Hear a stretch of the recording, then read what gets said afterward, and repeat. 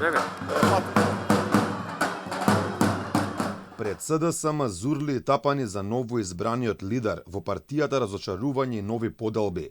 Уште пред објавување на резултатите, Венко Филипче со музика беше пречекан пред партискиот штаб. На неговото лице немаше насмевка, но музиката продолжи и откако тој влезе, но и по крајот на пресконференцијата на која повика дека нема простор за славење.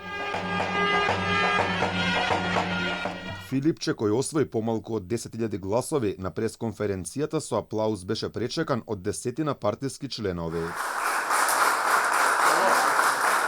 Човекот кој важи за близок до Заев, а за кој одредени велат дека е по Заев, изрази задоволство од победата, велејќи дека се одржале фери демократски внатрепартиски избори, на кои членовите кажале кој сакаат да биде нов председател.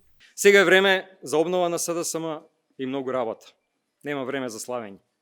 Следи период на реорганизација и реформа согласно моите програмски ветувања, со кои сум сигурен дека СДСМ повторно ќе победува.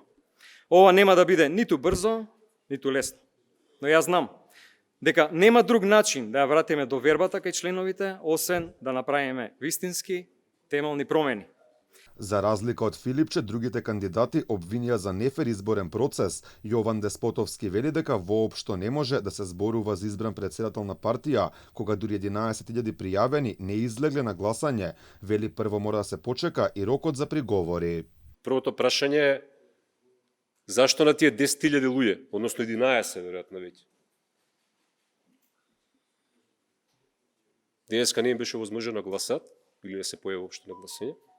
А беа регистрирани, покаже иницијативу последните 20 дена тоа го направи. И второто прашање е што се случи со оние луѓе кои што денеска ги вративме од гласање. И као другар се радувам за Венко, пошто ми е другар. Ама не се радувам за СДС. Изградава е празна денеска и не е окей.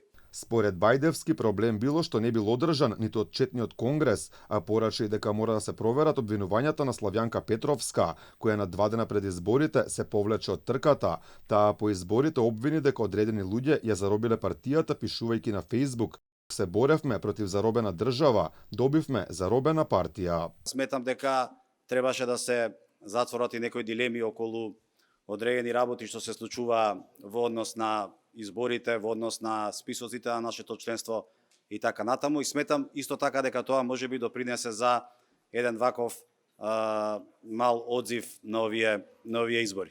Председателката на Централната изборна комисија на СДСМ Викторија Аврамовска Мадич кажа дека поднесен бил само еден приговор кој немал влијание врз изборниот резултат. Примерите кои што се наведени се веќе јасно соопштени од комисијата. Тие се незначителни и немаат речиси никакво влијание на целиот процес. Прв пример кој што е наведен во приговорот е бројот на членови кои побарале да им биде овозможено гласање, иако не биле на избирачкиот список. Уште вчера, во текот на денот, Централната изборна комисија соопшти дека е мал број на членови, поточно вкупно 51, кои побарале да им биде овозможено да гласаат, иако не биле на избирачкиот список. Само на 7 им е прифатено барањето, а 44 приговори се одбиени. На овие избори во СДСМ излегоа помалку од 13.000 членови од пријавените околу 23, што е многу помалку од минатите два внатрепартиски циклуси. Во првиот Заев доби 59.240 гласа, додека во вториот Ковачевски доби нешто под 38.000, а гласа над 44.000 членови.